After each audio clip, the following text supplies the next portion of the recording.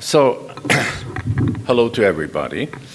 I'm aware I'm the last speaker, and I think most of you are hungry or you just had enough of listening. So the tiresome, those of you who are tired, you're really tired, and I understand it. So I won't be long. I will just show a few of my slides, and I think then we can call it the end of this morning. Now, let me see how to forward. Yeah, okay.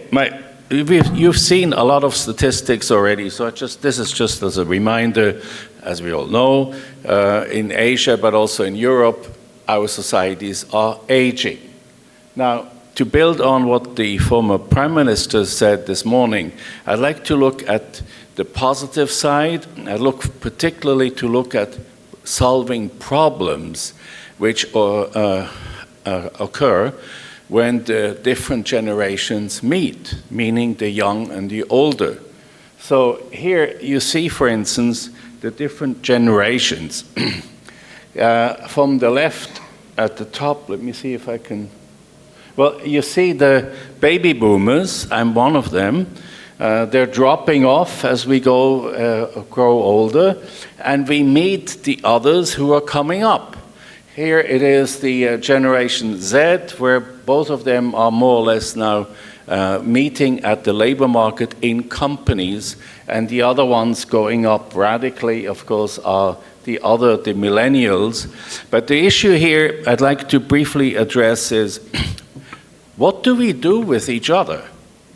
You know, if you go and work in companies where there are still older people like me and a few others, and they are still working there, how do the two sides cooperate? Are they going to be avoiding each other? Are they going to be having conflicts, or can they find complementarities, which would be ideal?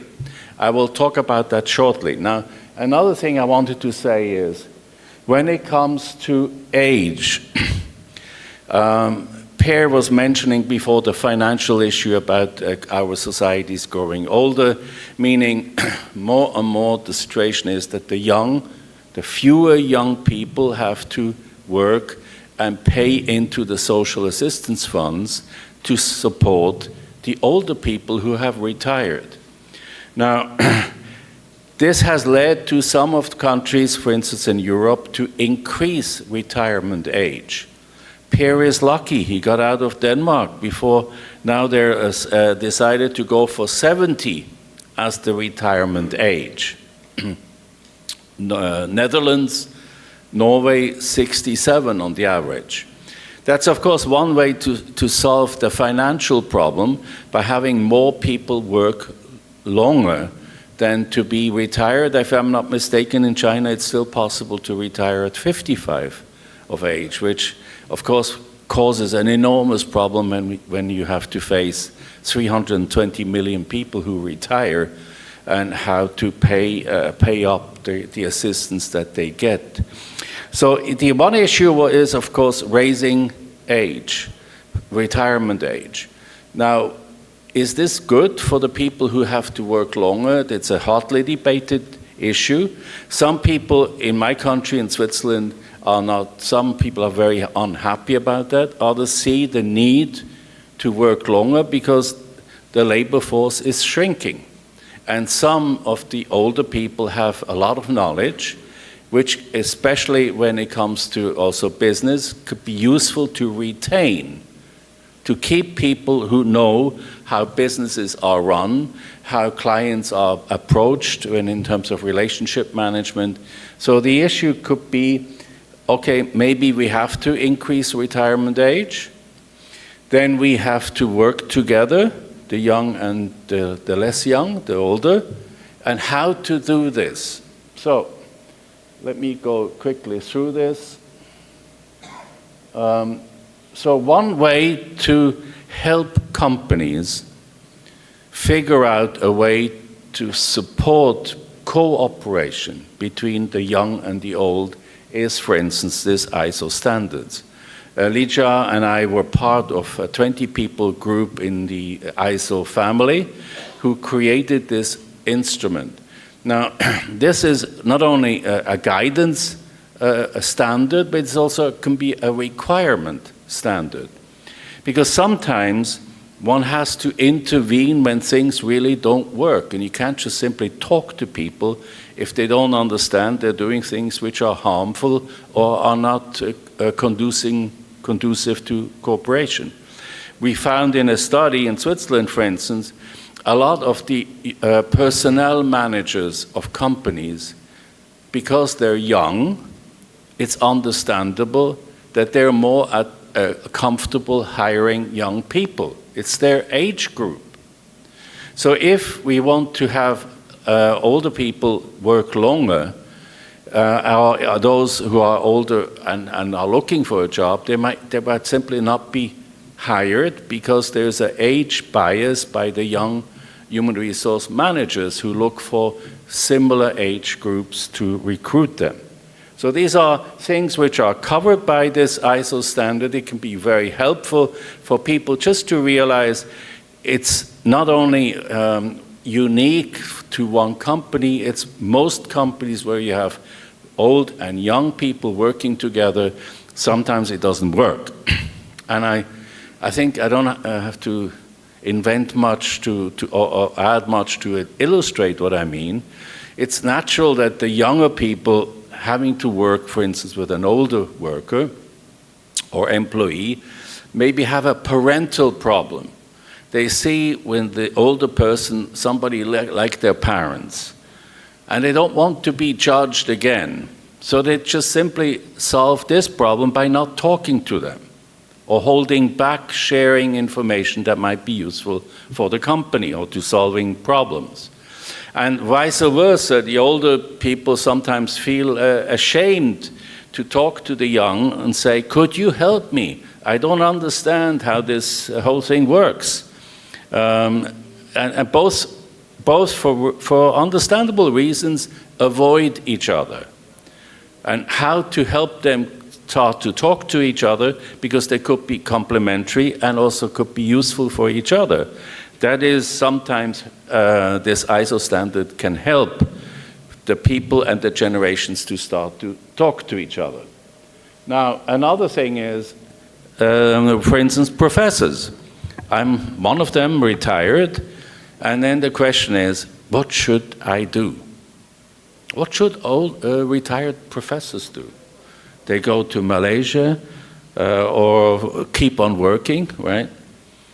We found there's a partially a cultural bias. In some countries, once retired, there is a sort of an assumption then you should no longer work because doesn't fit an older person. You should just simply relax, maybe look after the grandchildren, but not pursue still something that's especially paid, or just to be too active.